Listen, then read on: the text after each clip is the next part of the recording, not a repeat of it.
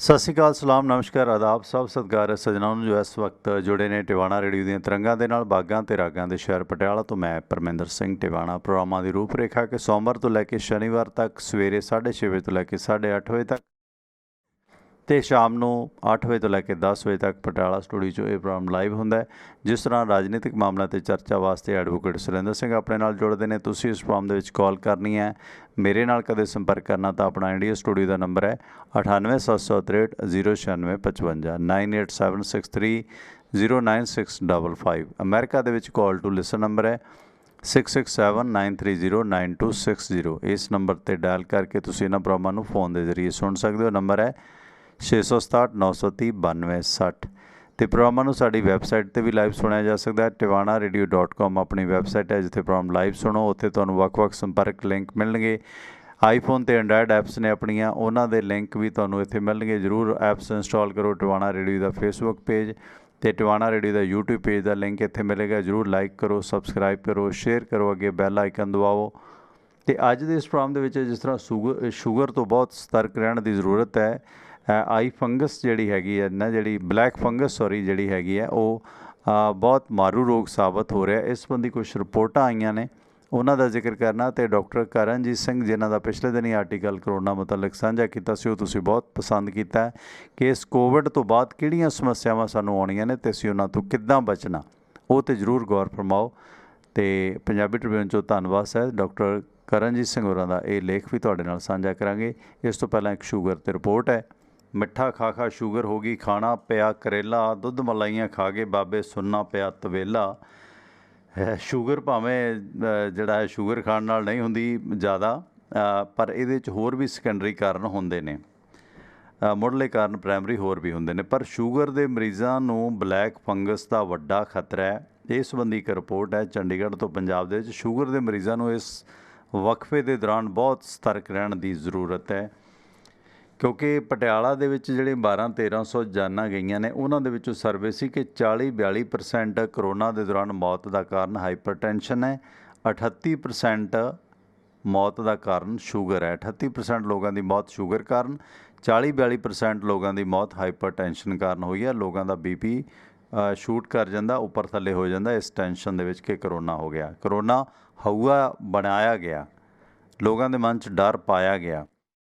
ਹਾਲਾਂਕਿ ਜੋ ਮੇਰਾ ਨਿੱਜੀ ਪ੍ਰੈਕਟੀਕਲ ਹੈ, ਮੈਨੂੰ 2 ਵਾਰੀ ਡੇਂਗੂ ਹੋਇਆ, ਪਲੇਟਲੈਟ ਸੈੱਲ ਵੀ ਲੱਗੇ, ਵਾਈਟ ਸੈੱਲ ਵੀ ਲੱਗੇ, ਪਰ ਉਦੋਂ ਜਿੰਨੀ ਵੀਕਨੈਸ ਮੈਨੂੰ ਹੋਈ ਹੈ ਓਨੀ ਵੀਕਨੈਸ ਹੁਣ ਨਹੀਂ ਹੋਈ 2 ਵਾਰੀ ਡੇਂਗੂ ਦੇ ਨਾਲ, ਕਿਉਂਕਿ ਹੁਣ ਮੈਂ 12ਵੇਂ 13ਵੇਂ ਦਿਨ ਕਵਰ ਕਰ ਗਿਆ ਸੀਗਾ ਫਿਜ਼ੀਕਲੀ ਕਾਫੀ। ਚਲੋ ਬਾਅਦ 'ਚ ਫਾਦਰ ਸਾਹਿਬ ਦੀ ਮੌਤ, ਉਹ ਸਦਮਾ ਹੋ ਜਾਂਦਾ, ਪਰ ਫਿਰ ਵੀ ਉਨੀ ਵੀਕਨੈਸ ਮੈਨੂੰ ਨਹੀਂ ਹੈ। ਹਾਲਾਂਕਿ ਮੇਰਾ ਸਰੀਰ ਕੋਈ ਬਹੁਤਾ ਵੀ ਤਕੜਾ ਨਹੀਂ ਹੈ, ਸੋ ਇਸ ਕਰਕੇ ਇਹ ਹਊਆ ਜ਼ਿਆਦਾ ਹੈ।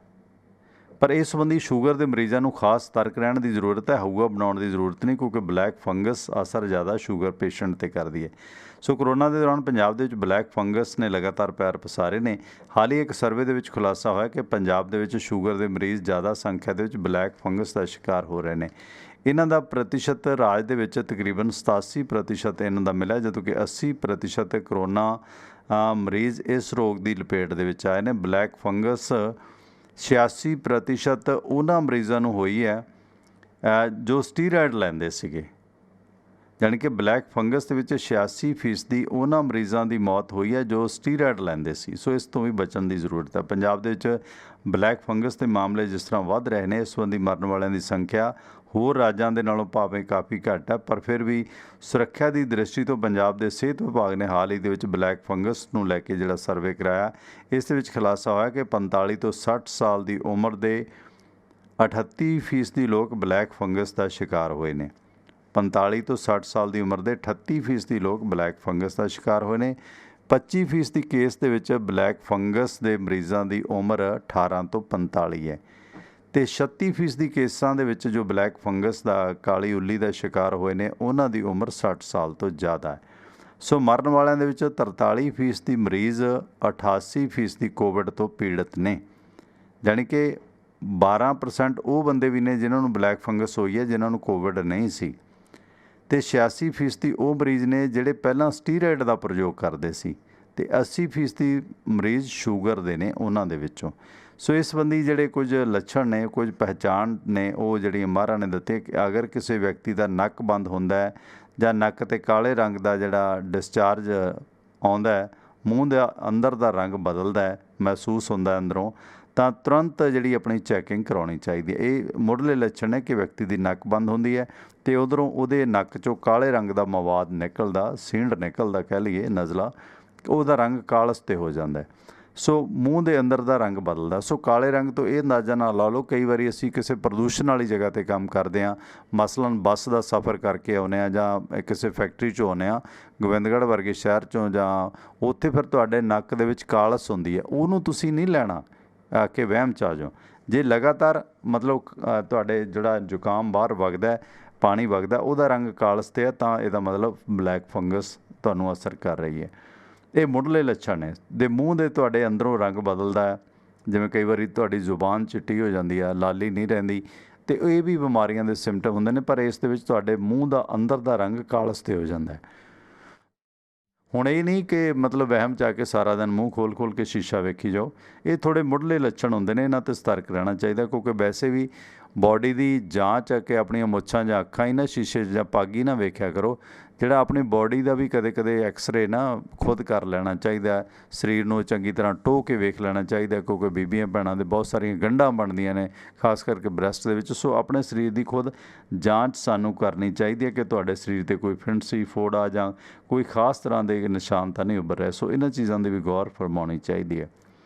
ਅਤੇ ਇਸ ਦੇ ਨਾਲ ਜਿਹਨਾਂ ਮਰੀਜ਼ਾਂ ਦੀ ਰਿਪੋਰਟ ਪੋਜ਼ੀਟਿਵ ਆਈ ਹੈ ਕਰੋਨਾ ਦੀ, ਜਾਂ ਫਿਰ ਹਾਲ ਦੇ ਵਿੱਚ ਉਹ ਇਸ ਤੋਂ ਪੀੜਤ ਹੋਏ ਨੇ, ਉਹਨਾਂ ਨੂੰ ਸਟੀਰਾਇਡ ਦਾ ਪ੍ਰਯੋਗ ਕਰਨ ਤੋਂ ਪਰਹੇਜ਼ ਕਰਨਾ ਚਾਹੀਦਾ, ਕਿਉਂਕਿ ਧੜ ਲੋਕ ਲੈ ਕੇ ਦਵਾਈਆਂ ਕਿ ਆਹ ਦਵਾਈ ਕੰਮ ਕਰਦੀ, ਆਹ ਦਵਾਈ ਕੰਮ ਕਰਦੀ, ਉਹ ਜਿਹੜੀ ਵਟਸਐਪ ਯੂਨੀਵਰਸਿਟੀ ਨਾ, ਉਹ ਤੋਂ ਪਰਹੇਜ਼ ਰੱਖੋ, ਸਟੀਰਾਇਡ ਤੋਂ ਪਰਹੇਜ਼ ਰੱਖੋ, ਨੈਚੁਰਲ ਚੀਜ਼ਾਂ ਨੇ ਜਿਹੜੀਆਂ ਉਹ ਲੈ ਲਓ। ਸੋ ਪੰਜਾਬ ਦੇ ਵਿੱਚ ਇਹ ਰੋਗ ਦੇ ਵਾਸਤੇ ਇੰਜੈਕਸ਼ਨਾਂ ਦੀ ਜਿਹੜੀ ਲੋੜ ਹੈ ਉਹ ਬਹੁਤ ਘੱਟ ਹੋ ਰਹੀ ਹੈ।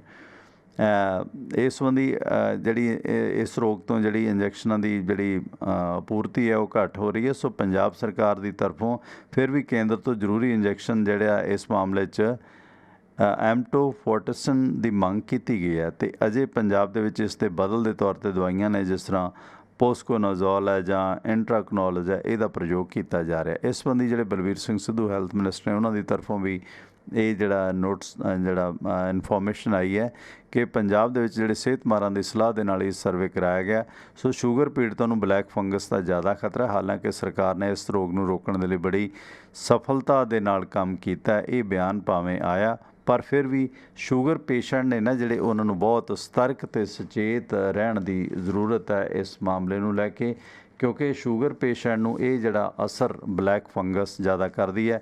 ਇਹਦੇ ਨਾਲ ਪ੍ਰੈਕਟੀਕਲ ਦੇ ਤੌਰ 'ਤੇ, ਕਿਉਂਕਿ ਜਿਹੜੇ ਗਲੇ ਸੜੇ ਫਲ ਨੇ, ਖਾਸ ਕਰਕੇ ਬਾਗਬਾਨੀ ਤੁਸੀਂ ਕਰਦੇ ਹੋ, ਘਰ 'ਚ ਬੂਟੇ ਲੱਗੇ ਆ, ਉਹਨਾਂ ਦੇ ਥੱਲੇ ਜਿਹੜੇ ਗਲੇ ਸੜੇ ਫਲ ਨੇ, ਉਹ ਤੁਹਾਨੂੰ ਨੁਕਸਾਨ ਕਰ ਸਕਦੇ ਨੇ, ਕਿਉਂਕਿ ਇਹ ਫੰਗਸ ਕੋਈ ਪਹਿਲੀ ਵਾਰੀ ਨਹੀਂ ਆਈ, ਇਹ ਫੰਗਸ ਅਕਸਰ ਹਰ ਵਾਰੀ ਆਉਂਦੀ ਹੈ।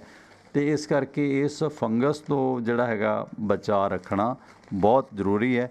ਜਾਣੀ ਜਿਹੜੇ ਫਲ, ਅੰਬ ਜਾਂ ਹੋਰ ਫਲ ਡਿੱਗੇ ਹੁੰਦੇ ਨੇ, ਉਹਨਾਂ ਨੂੰ ਮਿੱਟੀ 'ਚ ਦਬਾ ਦਿਓ ਜਾਂ ਕਿਸੇ ਜਾਨਵਰ ਪੰਛੀ ਨੂੰ ਪਾ ਦਿਓ ਕੱਟ ਕੇ। ਉਹ ਫਲਾਂ ਤੋਂ ਲੱਗਦੀ ਉੱਲੀ, ਸਬਜ਼ੀਆਂ ਸੁੱਟੀਆਂ ਹੋਈਆਂ ਤੋਂ ਲੱਗਦੀ ਉੱਲੀ, ਕਿਉਂਕਿ ਆਦਤ ਹੁੰਦੀ ਹੈ ਕਿ ਸਬਜ਼ੀਆਂ ਦਾ ਲਿਫਾਫਾ ਬੰਦ ਕਰਕੇ ਪਲਾਸਟਿਕ ਦੇ ਵਿੱਚ ਕੂੜੇਦਾਨ 'ਚ ਰੱਖ ਦਿੰਦੇ ਅਤੇ ਉੱਥੇ ਫੰਗਸ ਬਣ ਜਾਂਦੀ ਹੈ। ਉਹ ਫੰਗਸ ਫਿਰ ਉਹ ਜਿਹੜੇ ਸੇਵਾਦਾਰ ਵਿਚਾਰੇ ਚੱਕ ਕੇ ਲਿਜਾਂਦੇ ਨੇ, ਜਮਾਂਦਾਰ, ਉਹਦਾ ਸ਼ਿਕਾਰ ਹੁੰਦੇ ਨੇ ਲਿਫਾਫੇ ਕੱਢਣ ਦੇ ਚੱਕਰ 'ਚ, ਕਿਉਂਕਿ ਉਹਨਾਂ ਨੇ ਕਿਹੜਾ ਗਲਾਬ ਪਾਏ ਹੁੰਦੇ ਨੇ। ਸੋ ਇਸ ਕਰਕੇ ਆਪਣੇ ਆਲੇ ਦੁਆਲੇ ਉੱਲੀ ਕਿਤੇ ਨਾ ਬਣਨ ਦਿਓ। ਖਾਸ ਕਰਕੇ ਜਿਹੜੀਆਂ ਤੁਹਾਡੀਆਂ ਟੂਟੀਆਂ ਨੇ, ਸ਼ੈਂਕ ਹੈ, ਜਿੱਥੇ ਤੁਸੀਂ ਭਾਂਡੇ ਧੋਂਦੇ ਹੋ ਆਪਣੇ ਖੁਰਿਆਂ ਸ਼ੈਂਕ ਦੇ ਵਿੱਚ, ਵਾਸ਼ ਬੇਸਨ ਦੇ ਵਿੱਚ, ਸੋ ਉਹਨਾਂ ਚੀਜ਼ਾਂ ਦਾ ਖਾਸ ਖਿਆਲ ਰੱਖੋ। ਕੂਲਰਾਂ ਦਾ ਖਾਸ ਖਿਆਲ ਰੱਖੋ, ਆਪਣੇ ਆਲੇ ਦੁਆਲੇ ਸਿੱਲ ਨਾ ਪੈਦਾ ਹੋਣ ਦਿਓ। ਅਤੇ ਇਸੇ ਦੌਰਾਨ ਇਸ ਕੋਵਿਡ ਤੋਂ ਕੀ ਸਮੱਸਿਆਵਾਂ ਆਉਣ ਵਾਲੇ ਸਮੇਂ 'ਚ ਹੋ ਸਕਦੀਆਂ ਨੇ, ਇਹਦੇ ਬਾਰੇ ਇੱਕ ਆਰਟੀਕਲ ਹੈ ਬਹੁਤ ਕੰਮ ਦਾ, ਮੇਰਾ ਇੱਛਾ ਕਿ ਤੁਹਾਡੇ ਨਾਲ ਮੈਂ ਜ਼ਰੂਰ ਸਾਂਝਾ ਕਰਾਂ, ਜ਼ਰੂਰ ਇਸ 'ਤੇ ਅਸਰ ਕਰੋ। ਡਾਕਟਰ ਕਰਨਜੀਤ ਸਿੰਘ ਹੋਰਾਂ ਦਾ ਇਹ ਆਰਟੀਕਲ ਹੈ, ਅਤੇ ਆਪਾਂ ਪਿਛਲੇ ਦਿਨ ਵੀ ਇਹਨਾਂ ਦਾ ਆਰਟੀਕਲ ਸਾਂਝਾ ਕੀਤਾ ਸੀ, ਬੜਾ ਪਸੰਦ ਆਇਆ ਸੀ। ਇਸ ਆਰਟੀਕਲ ਦੇ ਦੌਰਾਨ ਮੈਂ ਕਾਲ ਨਹੀਂ ਲਵਾਂਗਾ। ਡਾਕਟਰ ਕਰਨਜੀਤ ਸਿੰਘ ਲਿਖਦੇ ਨੇ ਕਿ ਕੋਵਿਡ-19 ਤੋਂ ਬਾਅਦ ਸਾਨੂੰ ਕਿਹੜੀਆਂ ਮੁਸ਼ਕਿਲਾਂ ਆਉਣੀਆਂ ਨੇ, ਉਹਦੇ ਬਾਰੇ ਸਾਨੂੰ ਜਿਹੜਾ ਮਾਨਸਿਕ, ਫਿਜ਼ੀਕਲ ਤੌਰ 'ਤੇ ਤਿਆਰ ਰਹਿਣਾ ਪੈਣਾ। ਇੱਕ ਤਾਂ ਖਾਸ ਕਰਕੇ ਜਿਹੜੀਆਂ ਜੋਬਸ ਨੇ, ਜਿਹੜੀਆਂ ਹੈਲਥ ਸੈਕਟਰ ਦੇ ਵਿੱਚ ਜੋਬ ਹੈ, ਹੈਲਥ ਵਰਕਰਾਂ ਦੀ ਵੱਡੇ ਪੱਧਰ 'ਤੇ ਮੌਤ ਵੀ ਹੋਈ ਹੈ, ਅਤੇ ਆਉਣ ਵਾਲੇ ਸਮੇਂ 'ਚ ਸਿਹਤ ਪ੍ਰਤੀ ਲੋਕ ਸਤਰਕ ਵੀ ਹੋਏ ਨੇ। ਇਸ ਕਰਕੇ ਜਿਹੜੀ ਨਰਸਿੰਗ ਹੈ ਜਾਂ ਹੈਲਥ ਵਰਕਰ ਜੋਬ ਨੇ ਜਿਹੜੀਆਂ, ਉਹ ਜ਼ਿਆਦਾ ਵਧਣਗੀਆਂ। ਉਸ ਪਾਸੇ ਸਾਨੂੰ ਸੁਚੇਤ ਹੋਣਾ ਚਾਹੀਦਾ ਕਿ ਉਸ ਪਾਸੇ ਦੀ ਸਟੱਡੀ ਵੱਲ ਅਸੀਂ ਬੱਚਿਆਂ ਨੂੰ ਲਾਈਏ। ਇਹਦੀ ਬਹੁਤ ਡਿਮਾਂਡ ਹੈ ਵਿਸ਼ਵ ਭਰ ਦੇ ਵਿੱਚ ਹੈਲਥ ਵਰਕਰ ਦੀ। ਸੋ ਪੰਜਾਬ ਤੋਂ ਜਿਵੇਂ ਪ੍ਰਵਾਸ ਹੋ ਰਿਹਾ, ਸੋ ਆਪਣੇ ਬੱਚਿਆਂ ਨੂੰ ਨਰਸਿੰਗ ਜਾਂ ਹੋਰ ਫੀਲਡ ਦੇ ਵਿੱਚ ਜ਼ਰੂਰ ਪਾਓ। ਡਾਕਟਰ ਕਰਨਜੀਤ ਸਿੰਘ ਲਿਖਦੇ ਨੇ ਕਿ ਤੇ ਇਤਿਹਾਸ 'ਤੇ ਨਜ਼ਰ ਮਾਰੀਏ ਤਾਂ ਇਹ ਟਲ ਸੱਚਾਈ ਹੈ ਕਿ ਬਿਮਾਰੀਆਂ ਮਹਾਂਮਾਰੀਆਂ ਆਉਂਦੀਆਂ ਨੇ, ਜੋਬਨ ਹੰਢਾਉਂਦੀਆਂ ਨੇ, ਕਰੋੜਾਂ ਨੂੰ ਲਪੇਟ 'ਚ ਲੈਣ ਉਪਰੰਤ ਖਤਮ ਹੋ ਜਾਂਦੀਆਂ ਨੇ। 1 ਸਦੀ ਪਹਿਲਾਂ ਸਪੈਨਿਸ਼ ਫਲੂ ਮਹਾਂਮਾਰੀ ਨੇ ਇਹੋ ਕੁਝ ਕੀਤਾ ਸੀ ਜਿਸ ਨੂੰ ਪੜ੍ਹ ਸੁਣ ਕੇ ਵੀ ਰੌਂਗਟੇ ਖੜੇ ਹੁੰਦੇ ਨੇ। ਦੁਨੀਆ ਦੀ 1/3 ਆਬਾਦੀ ਨੂੰ ਇਸ ਸਪੈਨਿਸ਼ ਫੀਵਰ ਜਿਹੜਾ ਮਹਾਂਮਾਰੀ ਸੀ ਉਸਨੇ ਆਪਣੀ ਜਕੜ 'ਚ ਲਿਆ ਸੀ। ਆਪਣੇ ਕਹਿ ਵੀ ਦਿੰਦੇ ਨਾ, ਤੈਨੂੰ ਪੈ ਜੇ ਕੱਤਾ। ਇਹ ਕੱਤੇ ਦੀ ਬਿਮਾਰੀ ਨੇ ਵੀ ਬਹੁਤ ਜਿਹੜਾ ਮਾੜੇ ਕੌਤਕ ਦਿਖਾਏ ਸਨ। ਸੋ ਅੱਜ ਕੱਲ੍ਹ ਇਹ ਬਦਦੁਆ ਹੈ ਕਿ ਤੈਨੂੰ ਪੈ ਜੇ ਕੱਤਾ। ਡੰਗਰਾਂ ਨੂੰ ਕਹਿੰਦੇ ਵੈਸੇ ਲੋਕ ਜ਼ਿਆਦਾ, ਇਹ ਵੀ ਹੁਣ ਤਾਂ ਮਨਫੀ ਹੋ ਗਿਆ ਕਿਉਂਕਿ ਭੁੱਲ ਹੀ ਗਿਆ। ਸੋ ਇਹ ਕੱਤੇ ਦੀ ਬਿਮਾਰੀ ਸੀ ਜਿਸ ਦੌਰਾਨ ਬਹੁਤ ਮੌਤਾਂ ਹੋਈਆਂ ਸੀ, ਪਲੇਗ ਹੋਈ ਸੀ। ਸੋ ਇਹ ਮਾਰ ਇੰਨੀ ਜ਼ਿਆਦਾ ਸੀ ਕਿ ਇਸ ਦੇ ਵਿੱਚ 8 ਤੋਂ 10% ਜਿਹੜੇ ਜਵਾਨ ਮਰਦ ਅਤੇ ਔਰਤਾਂ ਭਰ ਜੋਬਨ ਦੇ ਵਿੱਚ ਵੀ ਇਸ ਦਾ ਸ਼ਿਕਾਰ ਹੋ ਗਿਆ ਸੀ। ਜਾਣੀ 8 ਤੋਂ 10% ਦੁਨੀਆ ਭਰ ਦੇ ਵਿੱਚ ਜਿਹੜੀ ਜਵਾਨੀ ਸੀ ਉਹ ਇਸ ਦਾ ਸ਼ਿਕਾਰ ਹੋਈ ਸੀ। ਇਤਿਹਾਸਕਾਰ ਇਸ ਸੰਬੰਧੀ ਜੌਨ ਐਮ ਬੇਰੀ ਨੇ ਆਪਣੀ ਕਿਤਾਬ ਦਾ ਗ੍ਰੇਟ ਇਨਫਲੂਐਂਜ਼ਾ ਦੇ ਵਿੱਚ ਕੀਤਾ ਕਿ ਫਰਵਰੀ 1918 ਦੇ ਵਿੱਚ ਇਹ ਜਿਹੜੀ ਸ਼ੁਰੂ ਹੋਈ ਸੀ ਮਹਾਂਮਾਰੀ, ਇਹ ਇੱਕ ਇਨਫਲੂਐਂਜ਼ਾ ਸੀਗਾ ਜਿਹੜਾ H1N1। ਇਸ ਵਾਇਰਸ ਦੇ ਨਾਲ ਇਹ ਸ਼ੁਰੂ ਹੋਈ ਸੀ ਮਹਾਂਮਾਰੀ 1918 ਦੇ ਵਿੱਚ। ਅਤੇ ਇਸ ਦੀ ਸ਼ੁਰੂਆਤ ਭਾਵੇਂ ਅਮਰੀਕਾ ਦੇ ਕਨਸਾਸ ਸ਼ਹਿਰ ਦੇ ਫੌਜੀ ਕੈਂਪਾਂ ਦੇ ਵਿੱਚ ਹੋਈ ਸੀ, ਪਰ ਇਸ ਦਾ ਨਾਮਕਰਨ ਸਪੇਨ ਦੇ ਵਿੱਚ ਹੋਇਆ ਸੀ, ਜਿਸ ਨਾਲ ਇਸ ਨੂੰ ਸਪੈਨਿਸ਼ ਫੀਵਰ ਵੀ ਕਿਹਾ ਜਾਂਦਾ। ਸਪੇਨੀ ਬੁਖਾਰ। ਪਹਿਲੀ ਸੰਸਾਰ ਜੰਗ ਦੇ ਵਿੱਚ ਹੋਣ ਵਾਲੇ ਸ਼ਹੀਦ ਫੌਜੀਆਂ ਦੀ ਗਿਣਤੀ ਇਸ ਬਿਮਾਰੀ ਦੇ ਨਾਲ ਹੋਣ ਵਾਲੀਆਂ ਮੌਤਾਂ ਦੇ ਵਿੱਚੋਂ ਘੱਟ। ਪਹਿਲੀ ਸੰਸਾਰ ਜੰਗ ਦੇ ਵਿੱਚ ਸ਼ਹੀਦ ਹੋਣ ਵਾਲੇ ਫੌਜੀਆਂ ਦੀ ਗਿਣਤੀ ਸ਼ਾਇਦ ਇਸ ਬਿਮਾਰੀ ਨਾਲ ਹੋਣ ਵਾਲੀਆਂ ਮੌਤਾਂ ਤੋਂ ਘੱਟ ਹੋਵੇਗੀ। ਜਾਣੀ ਵਿਸ਼ਵ ਵਾਰ ਦੇ ਵਿੱਚ ਵੀ ਇੰਨੇ ਲੋਕ ਨਹੀਂ ਸੀ ਮਰੇ ਜਿੰਨੇ ਇਸ ਬਿਮਾਰੀ ਨਾਲ, ਸਪੈਨਿਸ਼ ਫੀਵਰ ਨਾਲ ਮਰੇ ਸੀ। ਕੋਈ ਵੀ ਦੇਸ਼ ਇਸ ਬਿਮਾਰੀ ਤੋਂ ਨਹੀਂ ਸੀ ਬਚਿਆ। ਦੁਨੀਆ ਦੀ 1/3 ਆਬਾਦੀ ਇਸ ਤੋਂ ਪ੍ਰਭਾਵਿਤ ਹੋਈ ਸੀ। ਤਕਰੀਬਨ 50 ਕਰੋੜ ਆਬਾਦੀ ਨੇ ਇਸ ਦੀ ਮਾਰ ਨੂੰ ਝੱਲਿਆ ਸੀ। ਮੌਤ ਦੇ ਮੂੰਹ ਦੇ ਵਿੱਚੋਂ ਕਰੀਬ 5 ਕਰੋੜ ਲੋਕ ਚਲੇ ਗਏ ਸਨ। ਮੋਟਾ ਅੰਦਾਜ਼ਾ 5 ਕਰੋੜ ਲੋਕ ਇਸ ਸਪੈਨਿਸ਼ ਫੀਵਰ ਦੇ ਨਾਲ ਮਰੇ ਸਨ। ਪਿੰਡੋਂ ਸਾਡੇ ਤਾਇਆ ਜੀ ਨੇ, ਸਰਦਾਰ ਅਮਰਜੀਤ ਸਿੰਘ ਕਟਾਰੀ, ਸੈਸ਼ਨ ਜੱਜ ਰਿਟਾਇਰ ਨੇ, ਉਹਨਾਂ ਨੇ ਦੱਸਿਆ ਸੀਗਾ ਕਿ ਇਸ ਬਿਮਾਰੀ ਦੇ ਦੌਰਾਨ ਉਹਨਾਂ ਦੇ ਫਾਦਰ ਅਤੇ ਮਾਦਰ ਦੋਨੇ ਪਰਿਵਾਰ ਪੀੜਤ ਰਹੇ। ਉਹਨਾਂ ਦੇ ਫਾਦਰ ਦੀ ਤਰਫੋਂ ਵੀ ਜਿਹੜਾ ਪਰਿਵਾਰ ਸੀ ਮਤਲਬ ਤਤੇਤੇ ਪਤੇਤੇ, ਅਤੇ ਉਹਨਾਂ ਦੀ ਮਦਰ ਦੀ ਤਰਫੋਂ ਵੀ ਜਿਹੜਾ ਪਰਿਵਾਰ ਸੀ, ਉਹਨਾਂ ਦੇ ਪਰਿਵਾਰ ਦੇ ਵਿੱਚ ਜਾਣੀ ਉਹਨਾਂ ਦੇ ਮਦਰ ਅਤੇ ਫਾਦਰ ਇਸ ਬਿਮਾਰੀ 'ਚੋਂ ਬਚੇ ਸਨ। ਅਤੇ ਉਹਨਾਂ ਦੇ ਭਰਾ ਅਤੇ ਭੈਣਾਂ ਦੀ ਮਤਲਬ ਮਦਰ ਦੀ ਵੀ ਅਤੇ ਫਾਦਰ ਦੀ ਵੀ ਮੌਤ ਹੋ ਗਈ ਸੀ। ਉਹਨਾਂ ਨੇ ਇੱਕ ਲੌਜਿਕ ਦੱਸਿਆ ਸੀ ਕਿ ਇਸ ਤਰ੍ਹਾਂ ਦੀਆਂ ਬਿਮਾਰੀਆਂ ਦੇ ਦੌਰਾਨ ਕਮਜ਼ੋਰ ਬੰਦੇ ਖਤਮ ਹੁੰਦੇ ਨੇ। ਜਿਸ ਤਰ੍ਹਾਂ ਉਹਦੇ ਫਾਦਰ ਸਾਹਿਬ ਅਮਰਜੀਤ ਸਿੰਘ ਸਾਡੇ ਤਾਇਆ ਜੀ ਦੇ, ਸੈਸ਼ਨ ਜੱਜ ਰਿਟਾਇਰ ਨੇ, ਬਹੁਤ ਇੰਟਲੈਕਚੁਅਲ ਪਰਿਵਾਰ ਹੈ। ਅਤੇ ਮੇਰੇ ਫਾਦਰ ਸਾਹਿਬ ਦੇ ਉਹ ਲੰਗੋਟੀਏ ਜਾ ਰਹੇ ਨੇ ਅਤੇ ਮੇਰੇ ਫਾਦਰ ਸਾਹਿਬ ਨੂੰ ਪੜ੍ਹਾਉਂਦੇ ਵੀ ਰਹੇ ਨੇ। ਕੁਛ ਸਾਲ ਵੱਡੇ ਸੀਗੇ, ਚੰਡੀਗੜ੍ਹ ਵਸਦੇ ਆ। ਅਤੇ ਉਹਨਾਂ ਦੇ ਫਾਦਰ ਸਾਹਿਬ ਬਾਬਾ ਬਾਰੂ ਸਿੰਘ ਇਸ ਮਹਾਂਮਾਰੀ ਦੇ ਦੌਰਾਨ ਪੈਦਾ ਹੋਏ ਸਨ। ਅਤੇ ਮੇਰੇ ਫਾਦਰ ਸਾਹਿਬ ਨੂੰ ਪਹਿਲਾ ਕਾਇਦਾ 25 ਪੈਸੇ ਦਾ ਉਹਨਾਂ ਨੇ ਲਿਆ ਕੇ ਦਿੱਤਾ ਸੀ। ਬਹੁਤ ਪੜ੍ਹੇ ਗੁੜੇ ਵਿਅਕਤੀ ਸਨ ਸਾਡੇ ਪਿੰਡ ਦੇ। ਇਸ ਪਰਿਵਾਰ ਦੇ ਵਿੱਚ ਅੱਜ ਕੱਲ੍ਹ 4-5 IAS ਅਧਿਕਾਰੀ ਨੇ, ਤੁਸੀਂ ਵੇਖੋ। ਬਹੁਤ ਮਿਹਨਤ ਕੀਤੀ ਹੈ ਇਸ ਪਰਿਵਾਰ ਨੇ। ਅਤੇ ਉਹ ਦੱਸਦੇ ਸੀ ਅਮਰਜੀਤ ਸਿੰਘ ਤਾਇਆ ਜੀ ਸਾਡੇ, ਕਹਿੰਦੇ ਵੀ ਉਸ ਬਿਮਾਰੀ ਦੇ ਵਿੱਚ ਇਹ ਜਿਹੜੀ ਕੱਤਾ ਪਿਆ ਸੀਗਾ ਜਾਂ ਸਪੈਨਿਸ਼ ਫੀਵਰ ਪਿਆ ਸੀ, ਉਹਦੇ ਵਿੱਚ ਉਹੀ ਬੱਚੇ ਬਚੇ ਸੀ ਜਿਹੜੇ ਤਕੜੇ ਸੀ। ਅਤੇ ਉਹਨਾਂ ਤਕੜੇ ਬੱਚਿਆਂ ਦੇ ਜੇ ਅੱਗੇ ਜਿਵੇਂ ਇਹ ਅਮਰਜੀਤ ਸਿੰਘ ਹੋਰੀ ਜਾਂ ਇਹਨਾਂ ਦਾ ਪਰਿਵਾਰ ਹੈ, ਬਹੁਤ ਸਟਰੋਂਗ ਨੇ ਫਿਜ਼ੀਕਲੀ। ਸੋ ਉਸ ਪੀੜ੍ਹੀ ਦੇ ਜਿਹੜੇ ਬਜ਼ੁਰਗ ਬਚੇ ਸੀ ਉਸ ਬਿਮਾਰੀ 'ਚੋਂ, ਪਲੇਗ ਦੇ ਵਿੱਚੋਂ ਕਹਿ ਲਈਏ, ਉਹ ਲੋਕ ਬਹੁਤ ਤਾਕਤਵਰ ਸੀਗੇ ਜੈਨੇਟਿਕਲੀ, ਸਰੀਰਕ ਤੌਰ 'ਤੇ ਵੀ। ਇਹ ਅਸਰ ਪੈਂਦਾ ਇਸ ਦਾ ਕਿ ਜਿਸ ਤਰ੍ਹਾਂ ਕੋਈ ਬਿਮਾਰੀ ਜਦੋਂ ਪੈਂਦੀ ਹੈ ਅਤੇ ਮਾੜੀ ਫਸਲ ਬਰਬਾਦ ਹੋ ਜਾਂਦੀ ਹੈ, ਅਤੇ ਅੱਛੀ ਫਸਲ ਹੀ, ਅੱਛੀ ਨਸਲ ਹੀ ਇਸ ਬਿਮਾਰੀਆਂ ਮਹਾਂਮਾਰੀਆਂ 'ਚੋਂ ਬਚਦੀ ਹੈ। ਇਹ ਵੀ ਇੱਕ ਮਤਲਬ ਕੁਦਰਤ ਦਾ ਵਿਧੀ ਵਿਧਾਨ ਹੈ। ਇਸੇ ਕਰਕੇ ਸਿਕੰਦਰ ਆਜ਼ਮ ਦੇ ਵਕਤ 2500 ਸਾਲ ਪਹਿਲਾਂ ਸਾਡੇ ਇਸ ਖਿੱਤੇ 'ਚ ਇਹ ਰਵਾਇਤ ਸੀ ਕਿ ਕੋਈ ਵੀ ਬੱਚਾ ਜਦੋਂ ਜੰਮਦਾ ਸੀ, ਉਹ ਬੱਚਾ 2 ਮਹੀਨੇ ਕਲੋਨੀ ਦੇ, ਪਿੰਡ ਦੇ ਬਜ਼ੁਰਗਾਂ ਦੀ ਦੇਖ ਰੇਖ 'ਚ ਰਹਿੰਦਾ ਸੀ। ਉਹਦਾ ਬਾਕਾਇਦਗੀ ਨਾਲ ਮੁਲਾਂਕਣ ਹੁੰਦਾ ਸੀ। 2 ਮਹੀਨੇ ਉਹਦੀ ਹਰ ਚੀਜ਼ ਚੈੱਕ ਹੋਣ ਤੋਂ ਬਾਅਦ ਜੇ ਉਹ ਬੱਚਾ ਜਿਉਣ ਦੇ ਕਾਬਲ ਹੁੰਦਾ ਸੀ, ਫਿਜ਼ੀਕਲੀ ਫਿੱਟ, ਤਾਂ ਉਸ ਨੂੰ ਜਿੰਦਾ ਰੱਖਿਆ ਜਾਂਦਾ ਸੀ। ਨਹੀਂ ਤਾਂ ਉਹ ਬਜ਼ੁਰਗ ਉਸ ਨੂੰ ਜਿਉਣ ਦਾ ਅਧਿਕਾਰ ਉਸ ਦਾ ਖੋਹ ਲੈਂਦੇ ਸੀ। ਮੁੰਡਾ ਹੋਵੇ ਜਾਂ ਕੁੜੀ, ਉਸ ਨੂੰ ਖ਼ਤਮ ਕਰ ਦਿੰਦੇ ਸੀ ਤਾਂ ਜੋ ਉਹਨਾਂ ਦੀਆਂ ਨਸਲਾਂ ਦੇ ਵਿੱਚ ਸ਼ੁੱਧਤਾ ਹੋਵੇ, ਮਤਲਬ ਬੀਜ ਵਧੀਆ ਪੈਦਾ ਹੋਵੇ। ਜਿਹੜਾ ਕਬੀਜ ਹੈ ਮਾੜਾਪਣ ਉਹ ਖਤਮ ਹੋ ਜਾਵੇ। ਵੈਸੇ ਕਬੀਜ ਪੰਜਾਬ 'ਚ ਇੱਕ ਗਾਲ ਹੁੰਦੀ ਸੀ ਕਿ ਫਲਾਣਾ ਬੰਦਾ ਬੜਾ ਕਬੀ ਆ ਕਵੀ ਨਹੀਂ ਕਬੀ ਬੱਬੇ ਨਾਲ। ਸੋ ਜਿਸ ਤਰ੍ਹਾਂ ਨਦੀਨ ਹੈ ਨਾ, ਜਿਹਦਾ ਕੋਈ ਦੀਨ ਨਹੀਂ ਹੁੰਦਾ ਉਹਨੂੰ ਅਸੀਂ ਨਦੀਨ ਕਹਿ ਦਿੰਦੇ ਹਾਂ। ਸੋ ਜਿਹੜਾ ਬੀਜ ਨਹੀਂ ਹੁੰਦਾ ਉਹਦੇ ਥੱਲੇ ਕਬੀਜ ਲਾ ਦਿੰਦੇ ਨੇ। ਜਿਵੇਂ ਕਰਮ ਦੇ ਮੂਹਰੇ ਕੋਈ ਕਰਮ ਲੱਗ ਜਾਂਦਾ ਨਾ, ਉਹਦੇ ਮਾਨੇ ਨੈਗੇਟਿਵ ਹੋ ਜਾਂਦੇ ਨੇ। ਮੈਨੂੰ ਹੈਰਾਨੀ ਹੁੰਦੀ ਹੈ ਅੱਜ ਕੱਲ੍ਹ ਕਿ ਅਸੀਂ ਇਹਨਾਂ ਚੀਜ਼ਾਂ ਨੂੰ ਭੁੱਲ ਗਏ ਹਾਂ। ਇਸ ਦੌਰਾਨ ਡਾਕਟਰ ਕਰਨਜੀਤ ਸਿੰਘ ਲਿਖਦੇ ਨੇ ਕਿ ਇਹ ਬਿਮਾਰੀ ਦੀ ਦੂਜੀ ਲਹਿਰ ਜੋ ਸਤੰਬਰ ਤੋਂ ਦਸੰਬਰ 1918 ਦੇ ਵਿੱਚ ਰਹੀ, ਬਹੁਤ ਤੇਜ਼ ਅਤੇ ਖਤਰਨਾਕ ਸਾਬਤ ਹੋਈ। ਸਪੈਨਿਸ਼ ਫੀਵਰ ਦੀ ਇਹ ਦੂਜੀ ਵੇਵ ਉਹਦੀ ਸੀਗੀ। ਇਸ ਨੂੰ ਬਹੁਤ ਛੇਤੀ ਸਾਰੀ ਦੁਨੀਆ ਨੇ ਬਹੁਤ ਛੇਤੀ ਸਾਰੀ ਦੁਨੀਆ ਨੂੰ ਆਪਣੀ ਲਪੇਟ 'ਚ ਲੈ ਲਿਆ। ਬ੍ਰਿਟਿਸ਼ ਇੰਡੀਆ ਦੇ ਅਧੀਨ ਲੜੇ ਸਾਡੇ ਫੌਜੀ ਵੀ ਪਹਿਲੀ ਸੰਸਾਰ ਜੰਗ ਲੜਨ ਤੋਂ ਬਾਅਦ ਆਪਣੇ ਮੁਲਕ ਦੇ ਵਿੱਚ ਇਹ ਬਿਮਾਰੀ ਲੈ ਕੇ ਆਏ। ਜਿਹੜੇ ਭਾਰਤੀ ਫੌਜੀ ਅੰਗਰੇਜ਼ਾਂ ਦੀ ਫੌਜ ਦੇ ਵਿੱਚ ਸਨ, ਇੰਡੀਅਨ ਲੋਕ। ਸ਼ੁਰੂਆਤੀ ਦਿਨਾਂ ਦੇ ਵਿੱਚ ਬੰਬੇ ਕਲਕੱਤਾ ਇਲਾਕੇ ਤੋਂ ਸ਼ੁਰੂ ਹੋ ਕੇ ਉੱਤਰੀ ਦੱਖਣ ਵੱਲ ਇਹ ਵਧੀ। ਭਾਰਤ ਦੇ ਹਰ ਸੂਬੇ ਦੇ ਵਿੱਚ ਇਹ ਲਪੇਟ ਦੇ ਵਿੱਚ ਲਿਆਂਦੀ ਗਈ, ਕਿਉਂਕਿ ਫੌਜੀ ਇਸ ਦਾ ਜ਼ਰੀਆ ਬਣੇ ਸਨ ਜੋ ਵਿਦੇਸ਼ 'ਚੋਂ ਆਏ ਸਨ ਫਸਟ ਵਰਲਡ ਵਾਰ ਦੇ ਦੌਰਾਨ।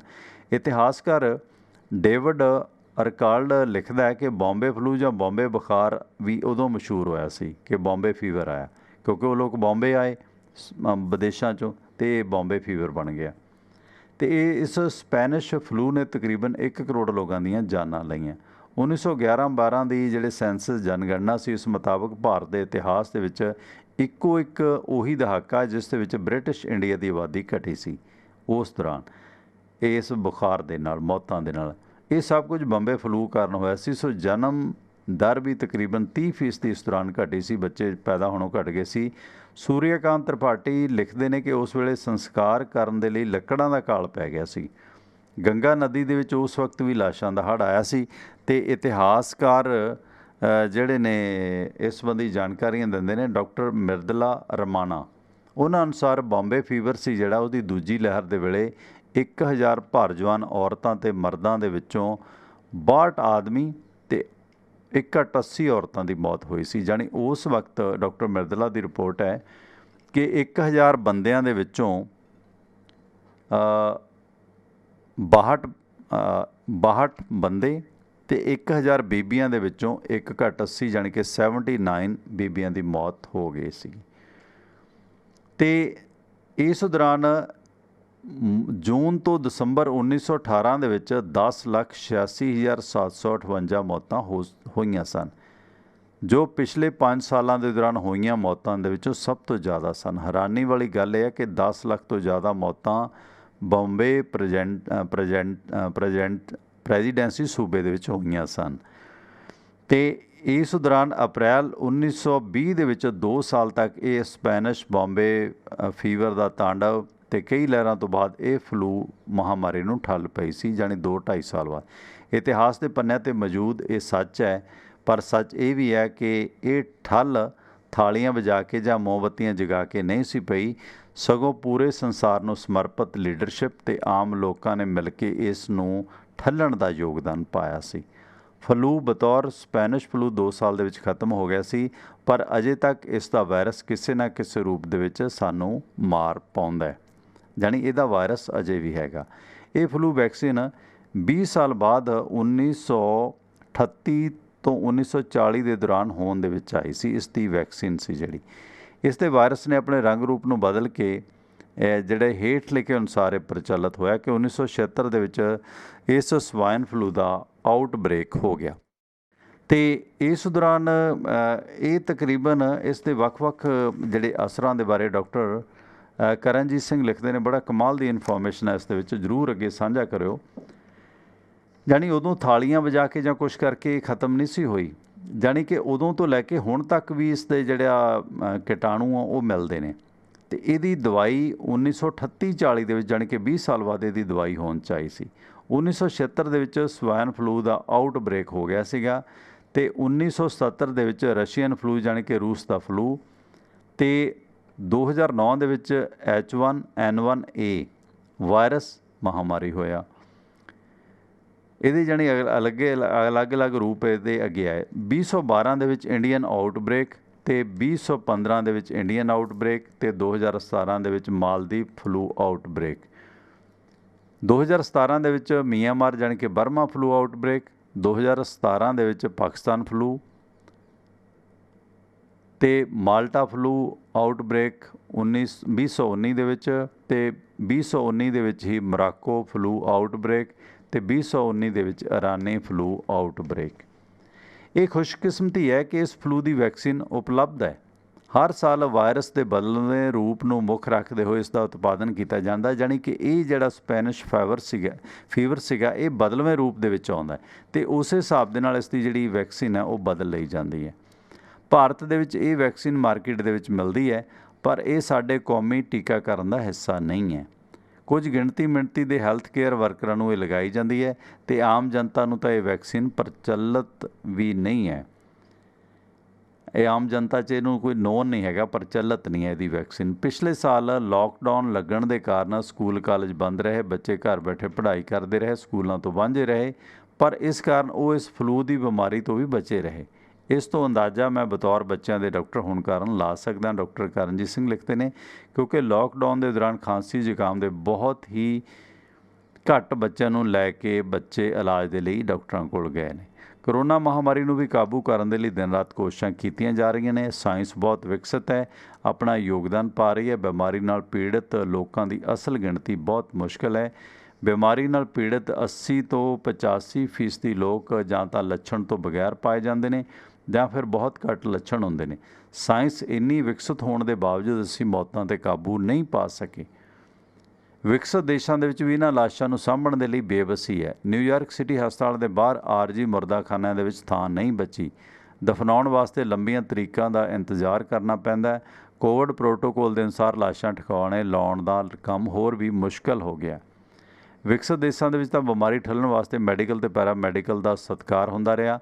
ਭਾਰਤ ਦੀ ਰਾਜਧਾਨੀ ਦਿੱਲੀ ਤੇ ਹੋਰ ਕਈ ਜਗ੍ਹਾ ਤੋਂ ਮੈਡੀਕਲ ਤੇ ਪੈਰਾਮੈਡੀਕਲ ਅਮਲੇ ਨੂੰ ਕਲੋਨੀਆਂ ਦੇ ਵਿੱਚ ਵੜਨ ਤੋਂ ਵੀ ਵਰਜਿਆ ਗਿਆ। ਡਾਕਟਰਾਂ ਦਾ ਕਟਾਪਾ ਹੁੰਦਾ ਰਿਹਾ। ਦਿੱਲੀ 'ਚ ਕੀ ਕੁਛ ਨਹੀਂ ਹੁੰਦਾ ਰਿਹਾ। ਇਹ ਸਾਡੀ ਔਕਾਤ ਹੈ। ਹੈਲਥ ਵਰਕਰ ਸੀ ਜਿਹੜੇ ਸਾਡੇ ਪਟਿਆਲਾ ਦੇ ਵਿੱਚ ਧਰਨਿਆਂ 'ਤੇ ਬੈਠੇ ਨੇ, ਜਿਹੜੇ ਕੱਚੇ ਰੱਖੇ ਸੀ ਕਪਤਾਨ ਸਾਹਿਬ ਨੇ, 1100-1200 ਵਰਕਰ ਕੱਢ ਕੇ ਬਾਹਰ ਮਾਰੇ ਨੇ। ਅਸੀਂ ਇੰਨਾ ਕੁ ਸਤਿਕਾਰ ਕਰਦੇ ਹਾਂ। ਕਿਤੇ ਕੋਈ ਮਰੀਜ਼ ਆਪਣੇ ਵੈਸੇ ਮੌਤ ਮਰਦਾ ਅਤੇ ਅਸੀਂ ਜਾ ਕੇ ਡਾਕਟਰਾਂ ਦੇ ਕੱਪੜੇ ਪਾੜਨ ਲੱਗ ਪੈਂਦੇ ਹਾਂ ਪੈਸੇ ਦੇਣ ਦੇ ਮਾਰੇ। ਬਹੁਤ ਸਾਰੇ ਵੱਡੇ ਕਈ ਸਿੱਖ ਵਿਦਵਾਨ ਨੇ, ਇਹਨਾਂ ਨੇ ਵੀ ਇਹੀ ਕੁਛ ਕੀਤਾ ਇਸ ਕਰੋਨਾ ਦੇ ਦੌਰਾਨ। ਇਸ ਦੌਰਾਨ ਅਸੀਂ ਇਸ ਮੋੜ 'ਤੇ ਖੜ੍ਹੇ ਹਾਂ ਕਿ ਕਰੋਨਾ ਦੀ ਦੂਜੀ ਲਹਿਰ ਪੈਰ ਪਸਾਰੀ ਆਪਣਾ ਤਾਂਡਵ ਦਿਖਾ ਰਹੀ ਹੈ ਅਤੇ ਦੂਸ਼ਣਬਾਜ਼ੀ ਹੋ ਰਹੀ ਹੈ ਕਿ ਤਿਆਰੀ ਨਹੀਂ ਸੀ ਇਸ ਨਾਲ ਨਜਿੱਠਣ ਦੀ। ਸਰਕਾਰ ਨਾਕਾਮ ਰਹੀ। ਡਾਕਟਰ ਕਰਨਜੀਤ ਸਿੰਘ ਕਹਿੰਦੇ ਨੇ ਕਿ ਮੈਂ ਦਾਅਵੇ ਨਾਲ ਕਹਿਣਾ ਕਿ ਸਰਕਾਰਾਂ ਨੇ ਕਦੇ ਵੀ ਪਬਲਿਕ ਹੈਲਥ ਸਿਸਟਮ ਨੂੰ ਉਤਸ਼ਾਹ ਅਤੇ ਵਿਕਸਿਤ ਕਰਨ ਵਾਸਤੇ ਯੋਗ ਕੰਮ ਨਹੀਂ ਕੀਤਾ। ਬਿਮਾਰੀਆਂ ਦੀ ਮਾਰ ਤੋਂ ਬਚਣ ਦੇ ਲਈ ਬਹੁਤ ਮਸ਼ੀਨਾਂ ਖਰੀਦੀਆਂ ਗਈਆਂ, ਉੱਚ ਪੱਧਰ ਦੀਆਂ ਬਿਲਡਿੰਗਾਂ ਬਣਾ ਕੇ ਉਹਨਾਂ 'ਚ ਰੱਖ ਦਿੱਤੀਆਂ ਗਈਆਂ। ਉਹਨਾਂ ਨੂੰ ਸੁਚਾਰੂ ਰੂਪ ਦੇ ਵਿੱਚ ਚਲਾਉਣ ਦਾ ਕੁਝ ਸੋਚਿਆ ਹੀ ਨਹੀਂ। ਇਸ ਦੌਰਾਨ ਡਾਕਟਰਾਂ ਅਤੇ ਪੈਰਾਮੈਡੀਕਲ ਅਮਲੇ ਦੀ ਵੱਡੀ ਫੌਜ ਵੀ ਤਿਆਰ ਕਰਨੀ ਪੈਂਦੀ ਹੈ। ਸਰਕਾਰਾਂ ਇਸ 'ਚ ਫੇਲ ਹੁੰਦੀਆਂ ਰਹੀਆਂ। ਅਤੇ ਇਸ ਦੌਰਾਨ ਆਪਣੀ ਗੱਲਬਾਤ ਚੱਲ ਰਹੀ ਹੈ ਡਾਕਟਰ ਕਰਨਜੀਤ ਸਿੰਘ ਹੋਰਾਂ ਦੇ ਆਰਟੀਕਲ 'ਤੇ ਕਿ ਇਸ ਭਵਿੱਖ ਦੇ ਵਿੱਚ ਕਰੋਨਾ ਦੇ ਅਸਰ ਤੋਂ ਆਉਣ ਵਾਲੀਆਂ ਮੁਸ਼ਕਿਲਾਂ ਤੋਂ ਅਸੀਂ ਕਿਵੇਂ ਬਚਣਾ, ਕਿਉਂਕਿ ਹੁਣ ਤੱਕ ਕਦੇ ਵੀ ਸਰਕਾਰਾਂ ਨੇ ਇਸ ਦੇ ਬਾਰੇ ਕੁਝ ਕੀਤਾ ਨਹੀਂ ਜੋ ਕਰਨਾ ਚਾਹੀਦਾ ਸੀ। ਪੈਰਾਮੈਡੀਕਲ ਅਮਲੇ ਦੀ ਵੱਡੀ ਫੌਜ ਤਿਆਰ ਕਰਨੀ ਹੁੰਦੀ ਹੈ। ਫੌਜ ਨੂੰ ਵੇਤਨ ਅਤੇ ਹੋਰ ਸਹੂਲਤਾਂ ਭਾਵੇਂ ਪ੍ਰਾਈਵੇਟ ਸੈਕਟਰ ਦੇ ਬਰਾਬਰ ਨਹੀਂ ਦਿੱਤੀਆਂ ਜਾਂਦੀਆਂ, ਪਰ ਇੰਨੀਆਂ ਕੁ ਸਹੂਲਤਾਂ ਉਪਲਬਧ ਹੋਣ ਕਿ ਪਬਲਿਕ ਹੈਲਥ ਸਿਸਟਮ ਨੂੰ ਡਾਕਟਰ ਅਤੇ ਪੈਰਾਮੈਡੀਕਲ ਕੰਮ 'ਤੇ ਤਵੱਜੋ ਦੇਣ। ਭੰਡਾ ਭੰਡਾਰੀ ਕਿੰਨਾ ਕੁ ਭਾਰ ਇੱਕ ਮੁੱਠੀ ਚੱਕ ਲਾ ਦੂਜੀ ਤਿਆਰ। ਇਹ ਭਾਣਾ ਕਰੋਨਾ ਵਾਇਰਸ ਦੀ ਮਾਰ ਦਾ ਰਹੇਗਾ। ਸਾਨੂੰ ਇਹ ਸਮਝਣਾ ਚਾਹੀਦਾ ਕਿ ਕਰੋਨਾ ਮਹਾਮਾਰੀ ਨੂੰ ਭਾਵੇਂ ਅਸੀਂ ਬੁੱਧੀ ਨਾਲ ਠੱਲ ਲਈਏ, ਪਰ ਫਿਰ ਵੀ ਕੋਵਿਡ ਨੂੰ ਕਿਸੇ ਨਾ ਕਿਸੇ ਰੂਪ ਦੇ ਵਿੱਚ ਇਹ ਸਾਡੇ ਕੋਲ ਰਹੇਗਾ। ਹੁਣ ਇਸ ਦਾ ਤੀਜੀ ਵੇਵ ਆਉਣ ਦੀ ਤਿਆਰੀ ਹੈ ਅਤੇ ਇਸ ਕਰਕੇ ਸਾਨੂੰ ਸਤਰਕ ਰਹਿਣਾ ਪੈਣਾ ਹਰ ਪੱਖਾਂ ਤੋਂ। ਵੁਹਾਨ ਚੀਨ ਤੋਂ ਪੈਦਾ ਹੋਏ ਕਰੋਨਾ ਵਾਇਰਸ ਦੇ ਕਈ ਰੂਪ ਬਦਲੇ ਨੇ। ਬ੍ਰਿਟੇਨ, ਸਾਊਥ ਅਫਰੀਕਾ, ਬ੍ਰਾਜ਼ੀਲੀਅਨ ਰੂਪ, ਜਿਹੜਾ ਡਬਲ ਵੇਰੀਐਂਟ ਇੰਡੀਅਨ ਰੂਪ, ਅਤੇ ਇਹ ਰੂਪ ਕਿਸੇ ਵੀ ਰੂਪ ਦੇ ਵਿੱਚ ਹੋਵੇ ਸਾਡੇ ਫੇਫੜਿਆਂ 'ਤੇ ਅਟੈਕ ਕਰਨ ਦੀ ਓਨੀ ਹੀ ਸਮਰੱਥਾ ਰੱਖਦਾ। ਇੰਨਾ ਹੀ ਨਹੀਂ, ਸਰੀਰ ਦੇ ਕਈ ਅੰਗ, ਸਰੀਰ ਦਾ ਕੋਈ ਵੀ ਅੰਗ ਅਜਿਹਾ ਨਹੀਂ ਜੋ ਇਸ ਤੋਂ ਪ੍ਰਭਾਵਿਤ ਨਾ ਹੋਵੇ। ਦਿਮਾਗ ਤੋਂ ਲੈ ਕੇ ਨਾੜ ਪੇਸ਼ੀਆਂ ਇਸ ਦੀ ਲਪੇਟ ਵਿੱਚ ਆਉਂਦੀਆਂ ਨੇ। ਬਿਮਾਰੀ ਠੀਕ ਹੋਣ ਤੋਂ ਬਾਅਦ ਵੀ ਕਈ ਤਰ੍ਹਾਂ ਦੀਆਂ ਮੁਸ਼ਕਿਲਾਂ ਦਾ ਸਾਹਮਣਾ ਕਰਨਾ ਪੈ ਰਿਹਾ ਹਰ ਉਸ ਵਿਅਕਤੀ ਨੂੰ ਜਿਸ ਤੋਂ ਬਚ ਕੇ ਨਿਕਲ ਗਿਆ।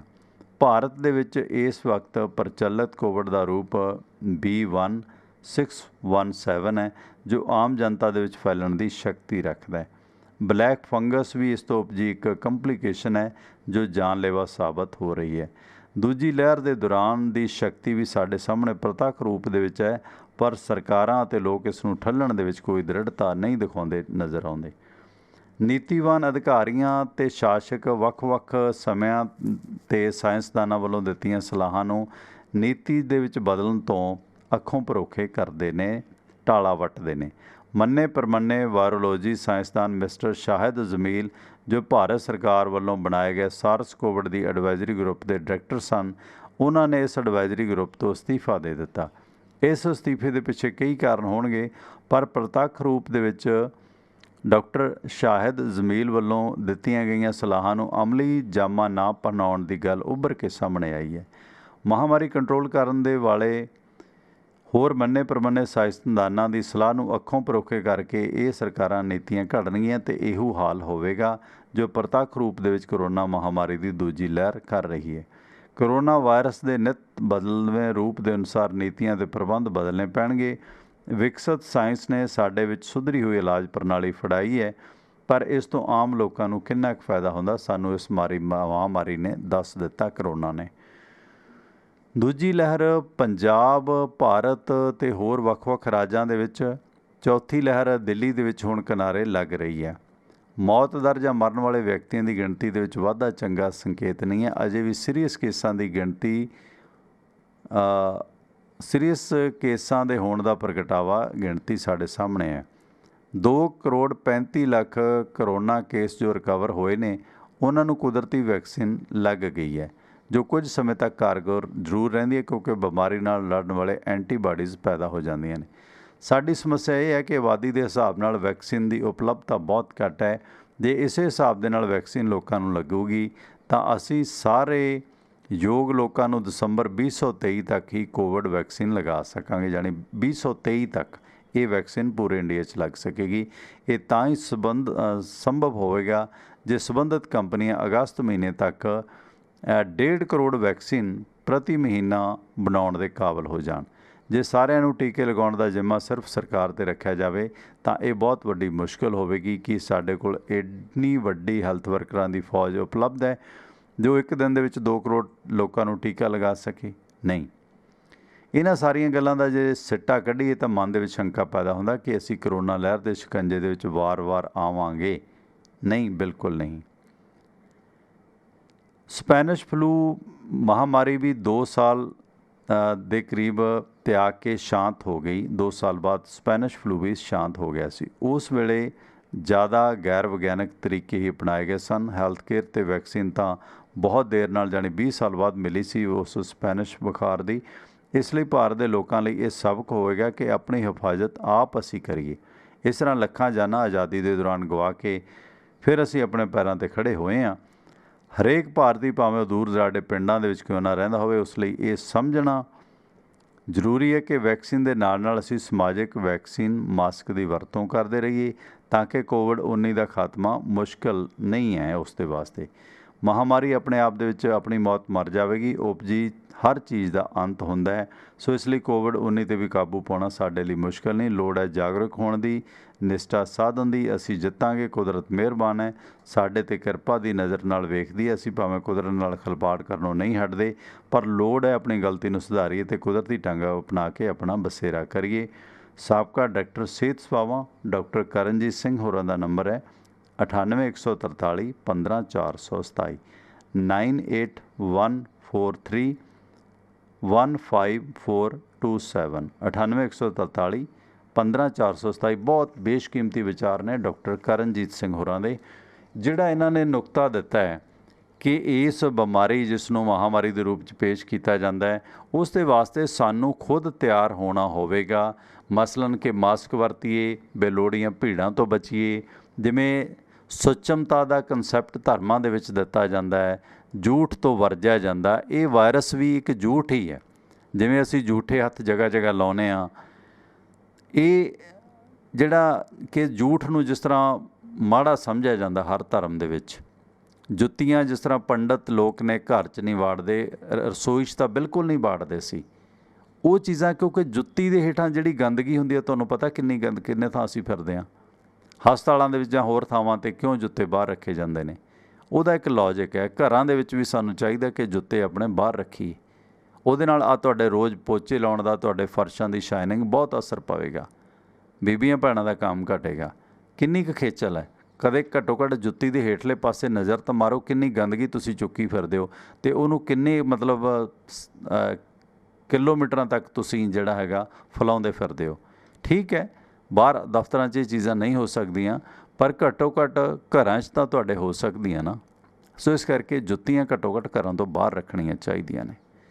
ਅਤੇ ਇਸ ਦੌਰਾਨ ਜਿਹੜਾ ਆਪਸੀ ਸੰਪਰਕ ਤੋਂ, ਜਿਵੇਂ ਸਾਡੇ ਟਰੈਂਡ ਸੀਗਾ, ਦੂਰੋਂ ਫਤਿਹ ਅਸੀਂ ਗਜਾਉਂਦੇ ਹਾਂ, ਸਤਿ ਸ਼੍ਰੀ ਅਕਾਲ, ਨਮਸਕਾਰ, ਆਦਾਬ ਕਰਦੇ ਹਾਂ, ਉਹ ਕਲਚਰ ਅਪਣਾਈਏ। ਜਿਹੜਾ ਗੋਡੇ ਫੜਨ ਦਾ ਕਲਚਰ, ਚਰਨ ਧੋ ਕੇ ਪੀਣ ਦਾ ਕਲਚਰ, ਚਰਨ ਸਪਰਸ਼ ਦਾ ਕਲਚਰ, ਅੱਜ ਕੱਲ੍ਹ ਨਵਾਂ ਹੀ ਹੱਗ ਦਾ ਰਿਵਾਜ ਹੋ ਗਿਆ। ਇਹ ਹੱਗ ਹੁੱਗ ਕਰਨਾ ਬੰਦ ਕਰੀਏ। ਇਸ ਹੱਗ ਹਗਾਰ ਨੇ ਸਾਡਾ ਬਹੁਤ ਬੇੜਾ ਗਰਕ ਕੀਤਾ, ਭਾਵੇਂ ਅੰਗਰੇਜ਼ੀ ਵਾਲੀ ਹੈ ਅਤੇ ਭਾਵੇਂ ਪੰਜਾਬੀ ਵਾਲੀ ਹੈ।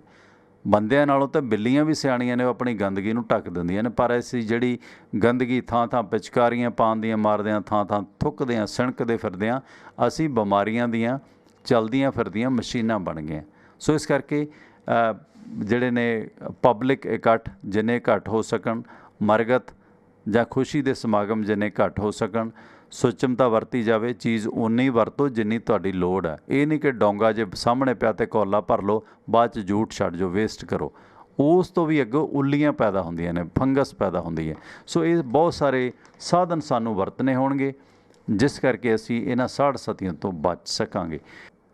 ਅਤੇ ਸਾਡੇ ਇਹਨਾਂ ਪ੍ਰੋਗਰਾਮਾਂ ਨੂੰ ਤੁਸੀਂ ਦੋਸਤੋ ਸਾਡੀ ਵੈਬਸਾਈਟ tivanaradio.com ਦੇ ਜ਼ਰੀਏ ਸੁਣ ਸਕਦੇ ਹੋ। ਅਤੇ ਉੱਥੇ ਸਾਡੀ ਵੈਬਸਾਈਟ tivanaradio.com 'ਤੇ ਤੁਹਾਨੂੰ ਸਾਡੇ ਵੱਖ-ਵੱਖ ਲਿੰਕ ਸੰਪਰਕ ਮਿਲਣਗੇ। ਮੇਰੇ ਨਾਲ ਕਦੇ ਕੋਈ ਸੰਪਰਕ ਕਰਨਾ ਜਾਂ ਸਟੂਡੀਓ ਦੇ ਵਿੱਚ ਲਾਈਵ ਪ੍ਰੋਗਰਾਮ ਦੇ ਵਿੱਚ ਕਾਲ ਕਰਨੀ ਹੈ ਤਾਂ ਮੇਰਾ ਨੰਬਰ ਹੈ ਇੰਡੀਆ ਸਟੂਡੀਓ ਦਾ 9876309655 9877630965। ਜੇ ਤੁਸੀਂ ਅਮਰੀਕਾ ਦੇ ਵਿੱਚ ਹੋ ਤਾਂ ਸਾਡੇ ਇਹਨਾਂ ਪ੍ਰੋਗਰਾਮਾਂ ਨੂੰ ਫ਼ੋਨ ਕਰਕੇ ਸੁਣ ਸਕਦੇ ਹੋ। ਫ਼ੋਨ ਦੇ ਰਾਹੀਂ ਕਾਲ ਟੂ ਲਿਸਨ ਨੰਬਰ ਹੈ 667-930-9260, ਯਾਨੀ ਕਿ 6679309260 ਨੰਬਰ 'ਤੇ ਕਾਲ ਕਰਕੇ ਵੀ ਇਹਨਾਂ ਪ੍ਰੋਗਰਾਮਾਂ ਨੂੰ ਸੁਣ ਸਕਦੇ ਹੋ। ਇਸ ਵੈਬਸਾਈਟ 'ਤੇ ਤੁਹਾਨੂੰ ਸਾਡੇ ਲਿੰਕ ਮਿਲਣਗੇ। ਐਪਸ ਨੇ ਜਿਹੜੀਆਂ ਆਈਫੋਨ ਅਤੇ ਐਂਡਰਾਇਡ ਐਪਸ ਨੇ, ਉਹਨਾਂ ਦੇ ਲਿੰਕ ਮਿਲਣਗੇ, ਉਹਨਾਂ ਦੇ ਰਾਹੀਂ ਪ੍ਰੋਗਰਾਮ ਸੁਣਿਆ ਜਾ ਸਕਦਾ। ਜ਼ਰੂਰ ਇੰਸਟਾਲ ਕਰੋ। ਆਪਣੇ ਦੋਸਤਾਂ ਮਿੱਤਰਾਂ ਨੂੰ ਵੀ ਇਸ ਦੇ ਬਾਰੇ ਦੱਸੋ, ਉਹਨਾਂ ਦੇ ਫ਼ੋਨ 'ਚ ਇੰਸਟਾਲ ਕਰਵਾਓ। ਅਤੇ ਨਾਲ ਟਿਵਾਣਾ ਰੇਡੀਓ ਦਾ ਫੇਸਬੁੱਕ ਪੇਜ, ਟਿਵਾਣਾ ਰੇਡੀਓ ਦਾ YouTube ਪੇਜ ਵੀ ਇਸ 'ਤੇ ਲਿੰਕ ਮਿਲੇਗਾ। ਇਸ ਲਿੰਕ ਨੂੰ ਤੁਸੀਂ ਜ਼ਰੂਰ ਸ਼ੇਅਰ ਕਰੋ, ਲਾਈਕ ਕਰੋ, ਸਬਸਕ੍ਰਾਈਬ ਕਰੋ, ਬੈਲ ਆਈਕਨ ਦਬਾਓ ਅਤੇ ਅੱਗੇ ਸਾਂਝਾ ਕਰੋ। ਅਤੇ ਇਸ ਦੇ ਨਾਲ ਹੀ ਪ੍ਰੋਗਰਾਮਾਂ ਦੀ ਰੂਪ ਰੇਖਾ ਕਿ ਭਾਰਤੀ ਸਮਾਂ ਸੋਮਵਾਰ ਤੋਂ ਲੈ ਕੇ ਸ਼ਨੀਵਾਰ ਤੱਕ ਸਵੇਰੇ 6:30 ਵਜੇ ਤੋਂ ਲੈ ਕੇ 8:30 ਵਜੇ ਤੱਕ ਅਤੇ ਸ਼ਾਮ ਨੂੰ 8 ਵਜੇ ਤੋਂ ਲੈ ਕੇ 10 ਵਜੇ ਤੱਕ ਰੋਜ਼ਾਨਾ ਇਹ ਹਫ਼ਤੇ ਦੇ ਵਿੱਚ 6 ਦਿਨ ਲਾਈਵ ਪ੍ਰੋਗਰਾਮ ਹੁੰਦਾ ਹੈ, ਜਿਸ ਦੌਰਾਨ ਰਾਜਨੀਤਿਕ ਮਾਮਲਿਆਂ 'ਤੇ ਚਰਚਾ ਕਰਨ ਵਾਸਤੇ ਐਡਵੋਕੇਟ ਸੁਰਿੰਦਰ ਸਿੰਘ ਆਪਣੇ ਨਾਲ ਜੁੜਦੇ ਨੇ। ਸੋ ਇਸ ਦੇ ਨਾਲ ਹੀ ਤੁਹਾਡੇ ਤੋਂ ਵੱਖ ਹੋਣ ਦਾ ਵਕਤ ਹੈ। ਸੋ ਪਰਮਿੰਦਰ ਸਿੰਘ ਟਿਵਾਣਾ ਨੂੰ ਇੱਥੇ ਹੀ ਦਿਵਾ ਗਿਆ। ਸਤਿ ਸ਼੍ਰੀ ਅਕਾਲ। ਜੁੜੇ ਰਹੋ ਟਿਵਾਣਾ ਰੇਡੀਓ ਦੇ ਨਾਲ, ਟਿਵਾਣਾ ਰੇਡੀਓ ਦੇ ਨਾਲ।